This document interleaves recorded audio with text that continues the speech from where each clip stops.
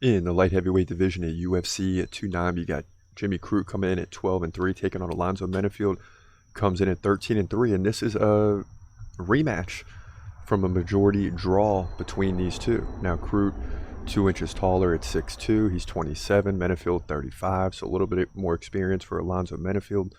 Menifield's got a 2-inch reach advantage. They both fight right-handed.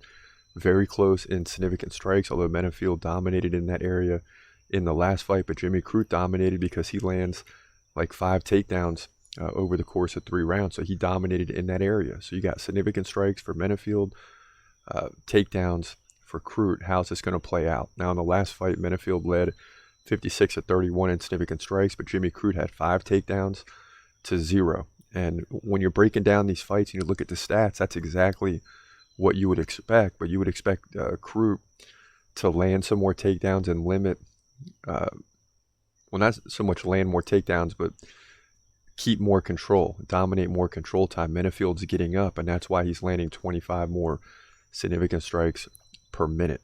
So before that, Jimmy Crute lost to Jamal Hill by early KO, Anthony Smith by KO. Menifield beat Misha Cirkunov and Askar Masharov. And none of those fights really matter right now. We just know that these two fighters are even. The odds have them even. And how is this fight going to play out? I think a second fight helps Jimmy Crute, because I think Menifield has peaked. He is what he is.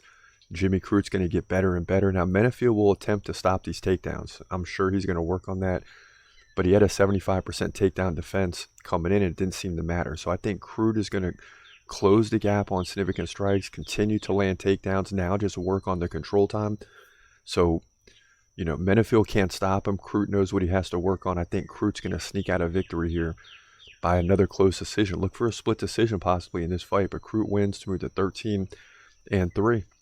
Light heavyweight division, UFC 290.